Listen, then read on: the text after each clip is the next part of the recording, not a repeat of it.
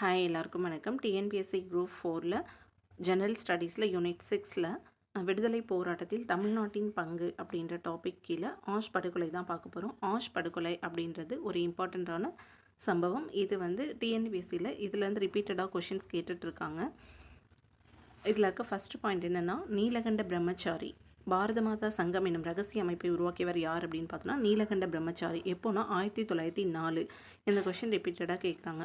1904 நீலகண்ட பிரம்மச்சாரியும் வேறு சிலரும் பாரத மாதா சங்கம் என்னும் ரகசிய அமைப்பை உருவாக்கினர். இதனுடைய நோக்கம் என்ன அப்படின்னு பார்த்தோன்னா, ஆங்கில அதிகாரிகளை கொள்வதன் மூலம் மக்களிடையே நாட்டுப்பற்று உணர்வை தூண்டுவது தான் இவ்வமைப்பின் முக்கியமான நோக்கம்.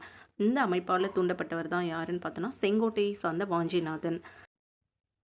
ஆஷ் படுகொலை நடைபெற்ற ஆண்டு 1911 ஜூன் 17.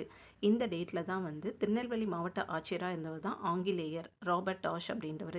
இவரை வந்து மணியாச்சி ரயில் சந்திப்பில் வந்து வாஞ்சிநாதன் போயிட்டு சுட்டு கொண்டுட்டு தன்னை தானே சுட்டு கொண்டார். இந்த சம்பவம் தான் வந்து ஆஷ் படுகொலை. ஆஷ் படுகொலையில் ரிப்பீட்டடாக கொஷின்ஸ் கேட்குறாங்க. நம்பர் 1 பாயிண்ட் என்னென்னா, 1904 பாரத மாதா சங்கம் அப்படின்ற ரகசிய அமைப்பை தோற்றுவித்தவர் நீலகண்ட பிரம்மச்சாரி. ஆஷ் படுகொலை நடைபெற்ற ஆண்டு வெரி இம்பார்ட்டண்ட். 1911 ஜூன் 17. எந்த இடத்துல நடைபெற்றதுன்னு பார்த்தோன்னா, மணியாச்சி ரயில் நிலையத்தில் நடைபெற்றது. விடுதலை போராட்டத்தில் தமிழ்நாட்டின் பங்கு அப்படின்ற டாப்பிக்கில் ப்ரீவியஸ் வீடியோஸ் நிறைய அப்லோட் பண்ணியிருக்கேன். வேணுன்றவங்க செக் பண்ணி பார்த்துக்கோங்க. தேங்க்யூ ஃபார் வாட்சிங்.